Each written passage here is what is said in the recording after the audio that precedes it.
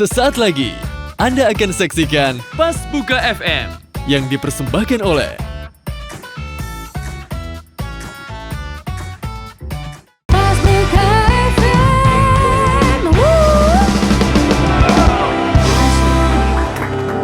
Assalamualaikum warahmatullahi wabarakatuh. Waalaikumsalam. Kita ketemu lagi di segmen Samarinda, siraman rohani untuk Anda. Biar apa? Biar biar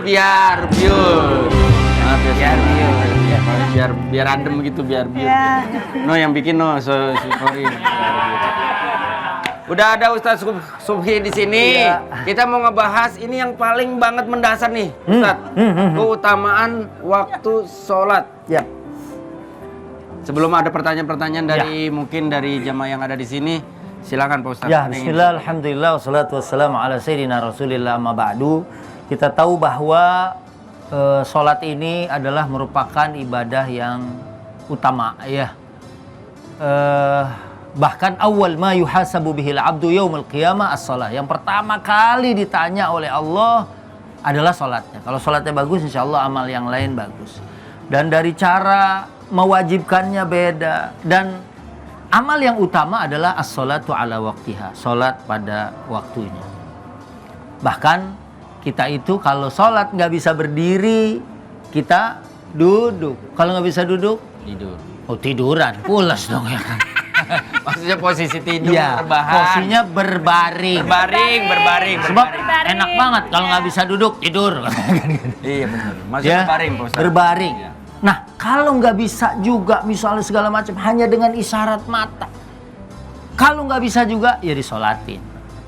Ya kan? Nah, inilah pentingnya sholat. Dan dalam Al-Quran juga dikatakan inna sholata kanat 'alal mu'minina kitaban mauquta. Sholat itu bagi setiap orang beriman waktunya sudah ditentukan. Yang paling bagus ya pastinya sebagaimana surat Ali Imran ayat 133, wasari'u ila maghfiratin min rabbikum wa jannatin 'arduha as-samawati wal ard uiddat lil muttaqin. Bersegeralah kepada ampunan Allah.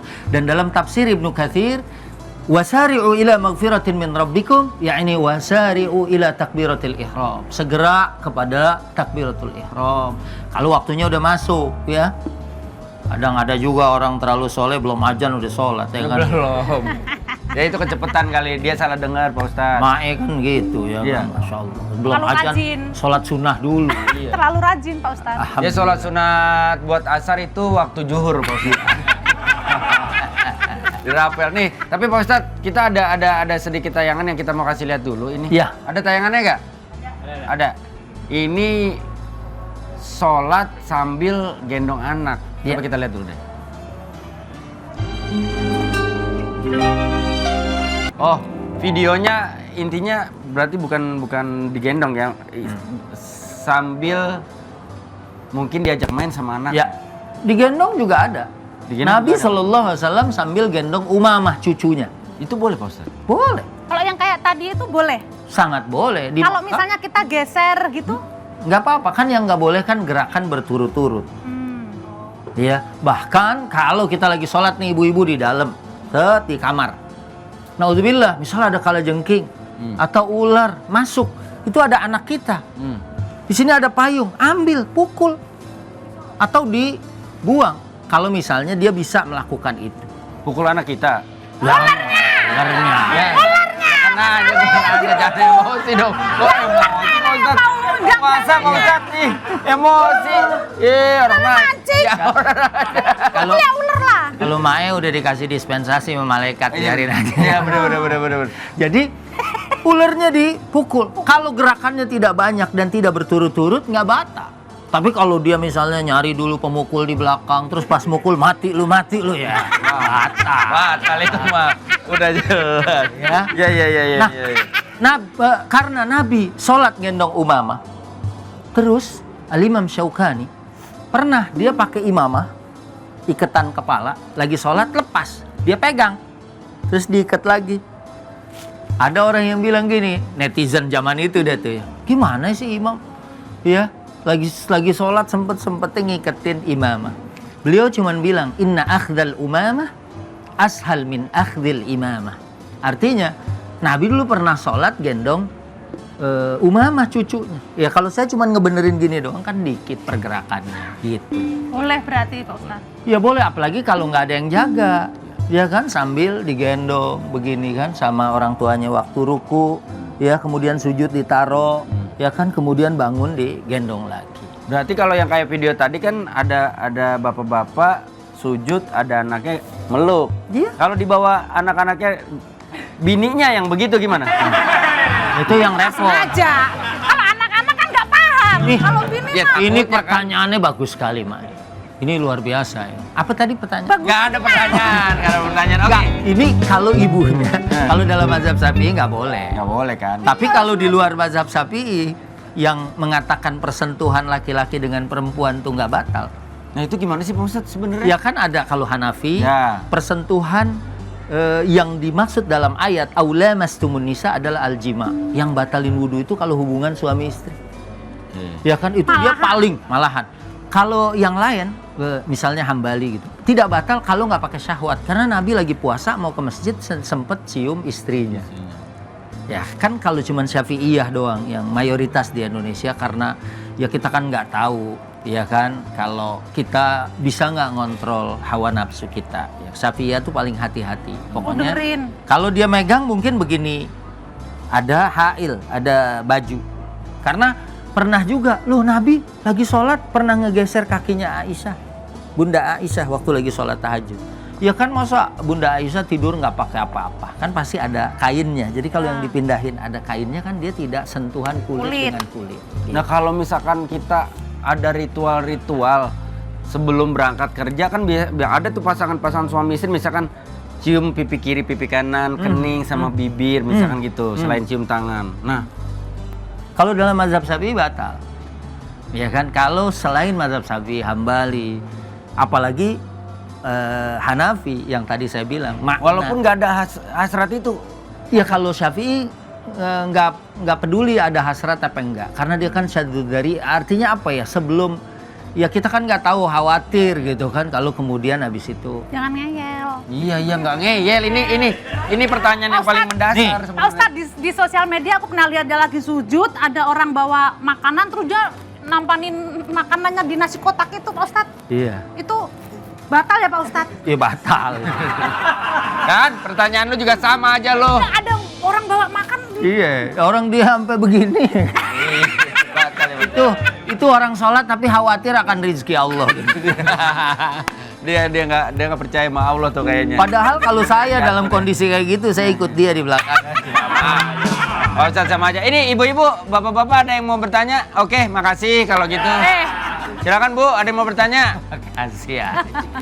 Assalamualaikum warahmatullahi wabarakatuh. Waalaikumsalam warahmatullahi wabarakatuh. Pak Ustadz, di Jakarta ini kan kita kalau pulang kerja kan sekitar jam 4 jam 5 ya. Terus masih di kendaraan. Terus macet itu kan udah lumrah ya di sini. Itu kalau misalnya sampai rumah kita di waktu Isya itu sholat maghribnya bagaimana ya Pak Ustadz? Ya jadi Mensikapi sebagusnya gini, kita tuh ngitung. Kalau jam 4 kita bisa nyampe maghrib atau belum kehilangan waktu maghrib kita pulang. Tapi kalau sudah berulang setiap hari, lebih bagus kita misalnya menepi dulu atau di sini dulu, ya. Karena sholat ini adalah perkara yang penting. Tapi kalau by chance gitu ya, kita nggak biasanya nyampe nih, terus kita liwat bahkan sampai waktu sholatnya itu hilang. Ya kalau begini kita kodok nanti di rumah, ya.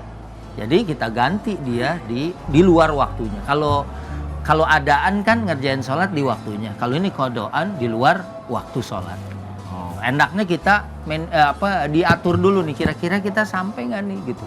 Ya. Kecuali jaraknya itu jarak qasrus sholat. Kalau jarak, misalnya dia rumahnya di Bandung, kerjanya di Jakarta, itu kan lebih dari 80 kilo. Ya dia mah boleh menjamak sholatnya. Ya kan, dia gabungin boleh, ya kan. Dan bahkan kalau sejarak itu dia bisa qasar. Tapi kalau saya pulang naik kereta, misalnya Maes, sekarang kan kereta dia ada musolahnya tuh. Ya. Dan dia bisa ngadep kiblat, kita pilih aja sholat di situ. Kalau terbang, kita naik salah satu airline yang dia punya musola. Ya kan? Kita bisa tuh sholat di situ. Walaupun ada juga, sholat di perjalanan mah saya nggak anggap sah karena misalnya kalau di pesawat tidak istiqror. Saya sekedar menghormati waktu. Boleh di kendaraan kita sholat tuh sekedar lihtiromil wakti. Misalnya ini waktu maghrib nih, dalam posisi duduk. Wudhu juga nggak ada, kita tayamum, kita untuk menghormati waktu. Nanti begitu sampai di rumah kita ulangin lagi sholat maghrib kita dengan niatnya ada. Begitu. Terima kasih Pak. Terima kasih Bu, Pak Ustadz terima kasih banyak. Kita bakalan sambung lagi ya, Sobat Ngabuburit nanti di segmen selanjutnya. Sekarang ada yang mau lewat nih, mana nih? Biar biur. Silakan. Selamat sore semua, perkenalkan kami adalah Dirimu.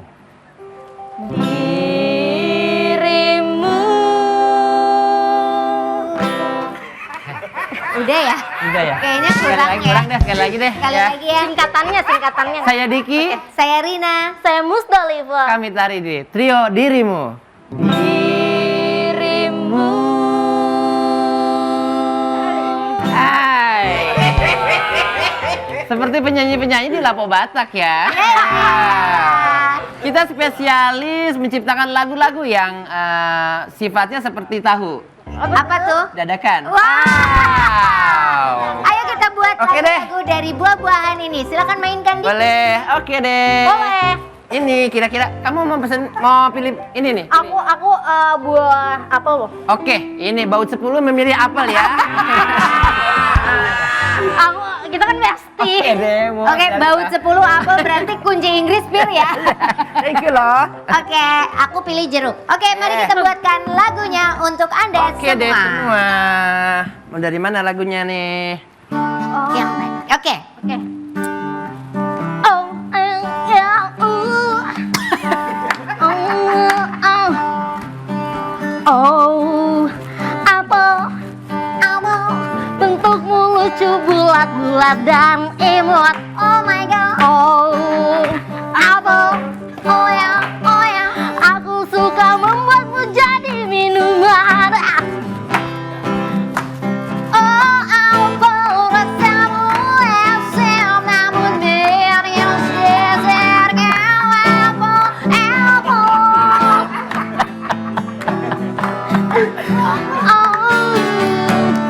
Hey, di sini ada jeruk dan juga buah bir. Ada semua namanya buah.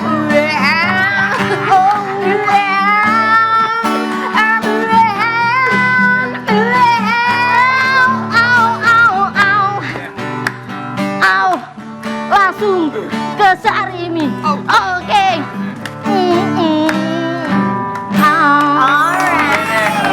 Kalau ini namanya buah-buahan. Buah-buahan. Tapi kalau yang ini namanya Sarimi. Sarimi. Aku harus pasin dulu ya. Oke deh. Nah, cakep. Seperti Yang itu. ini. Oh, gini nih. Iya. Nah nih. Iya.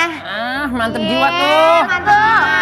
Mantap banget. Kalau yang ini namanya Sarimi. Iya. Rasa iga sapi. Yeah. Oh Sarimi, rasa iga sapi ini aromamu tak bisa dihindari. Gurihmu selalu pol, rasanya bikin ampol. Hargamu selalu masuk hanya 2.500 dan yang pasti nendang terus. Oh, nendang terus. Oh, nendang terus. Oh, nendang terus. Bu, mau beli otak-otak anjir gak Bu? Ya iyalah, Sarimi rasa iga sapi selalu di hati. Ini kan makanan andalan kita semuanya. Wah iya tapi uangku beneran loh cuma 2.500 rupiah, emangnya cukup? Nih, Ya cukup lah tetehku. Sarimi rasa iga sapi harganya cuma 2.500 rupiah aja loh. ini nih, bener tuh apa yang dikatakan belakangnya ini pandan.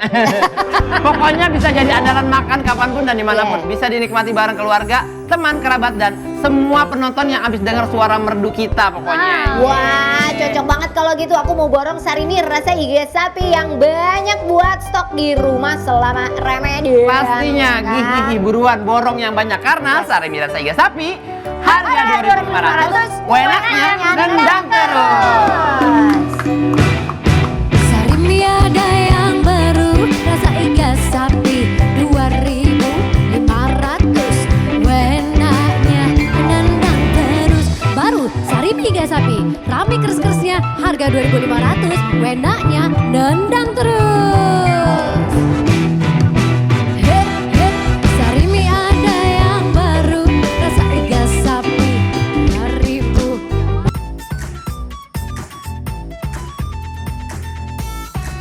Terima kasih. Anda telah menyaksikan Pas Buka FM yang dipersembahkan oleh